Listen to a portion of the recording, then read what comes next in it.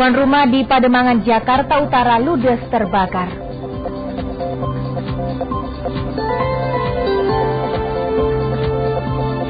Lima orang terseret ombak, 1 diantaranya tewas saat berlibur di Rembang, Jawa Tengah.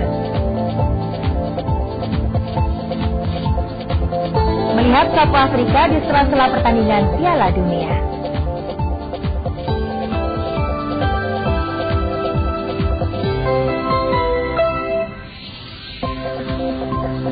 Halo, selamat siang saudara. Hari ini Luna Maya dan Cut Tari direncanakan menjalani pemeriksaan kesehatan atau anatomi forensik. Laporan lain kebutuhan pokok di beberapa daerah merangkak naik. Saudara, hari ini bersama Anda, inilah Liputan 6 Siang selengkapnya.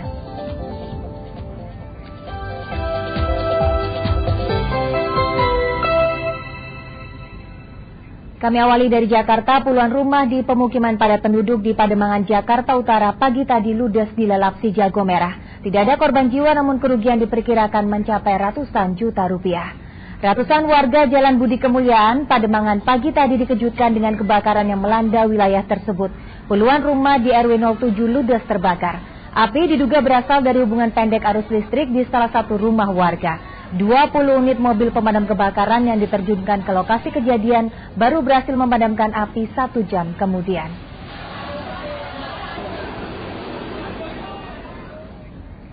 Saudara, nasib naas dialami 5 pelajar SMP di Rembang, Jawa Tengah. Niat mereka untuk bersenang-senang mengisi liburan dengan berenang di pantai justru berujung maut.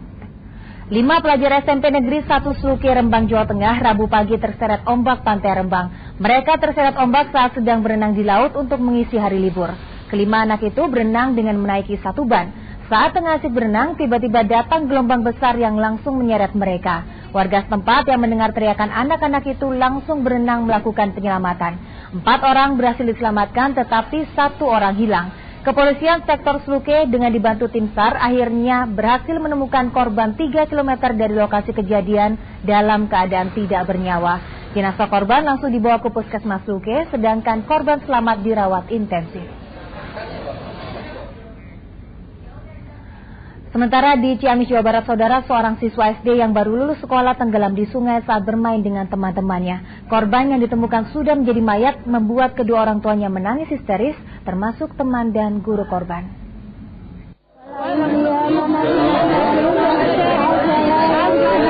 Isak tangis orang tua Rizky Nurwanti dan para kerabatnya pecah saat jasad korban tiba di rumahnya. Rizky adalah korban tenggelam saat bermain dengan teman-temannya di tepi sungai. Namun karena korban tidak bisa berenang, akhirnya tenggelam dan hanyut terbawa arus. Orang tua korban tidak menyangka anaknya meninggal sesaat setelah mengikuti perpisahan di sekolahnya.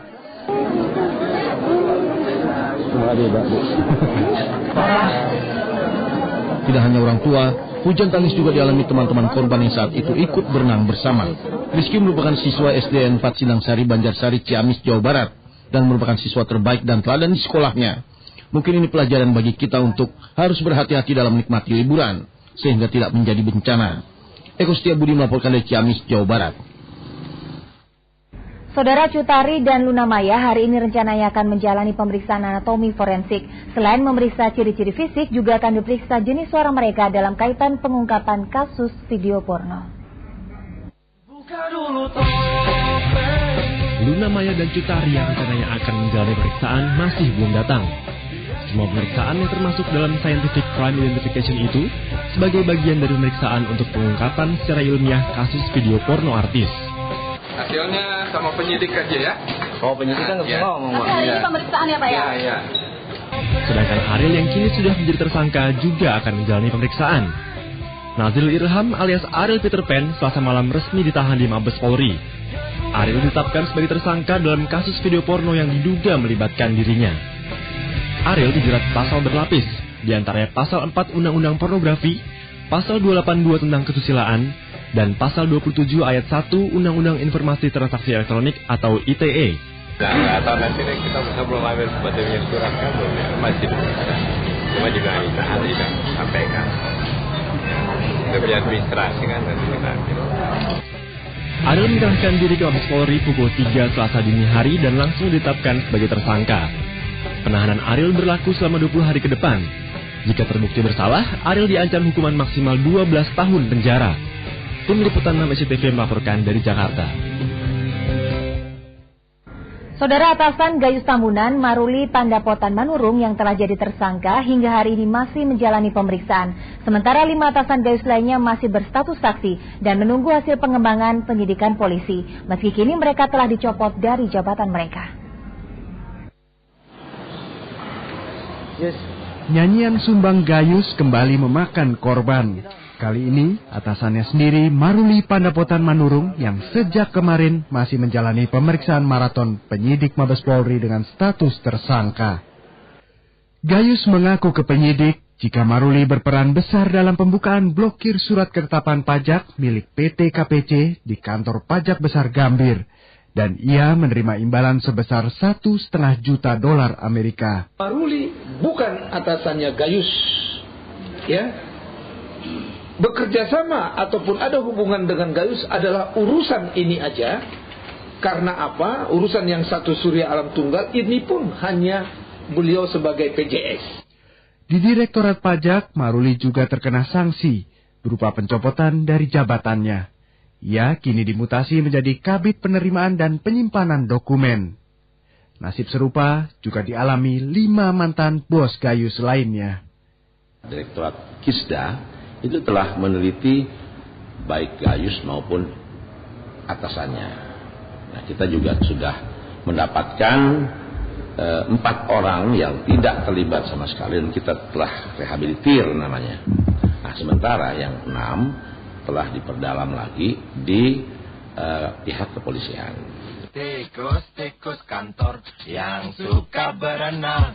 Gayus terus bernyanyi, sejumlah pihak pun tentu gusar. Jangan-jangan besok giliran dirinya menjadi tersangka. Tapi momentum ini bukan tak mungkin jadi waktu yang tepat untuk melumatkan tikus-tikus kantor di Direktorat Pajak.